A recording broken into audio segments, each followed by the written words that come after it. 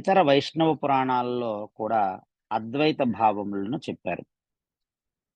విష్ణు పురాణంలోనే కాక వైష్ణవ పురాణాలని చెప్పబడే మత్స్య పురాణము, నారదీయ పురాణము, వరాహ పురాణము, గరుడ పురాణము ఇత్యాది పురాణాలలో కూడా అద్వైత సిద్ధాంతానికి సంబంధించిన అనేక అంశాలు కనబడుతూ ఉన్నాయి.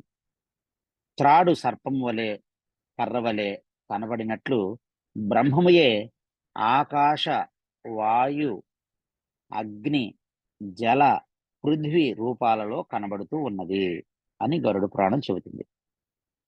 ఆత్మను వాక్కు వర్ణించజాలదు, మనస్సు ఊహించజాలదు అని నారదీయ పురాణము చెబుతున్నది.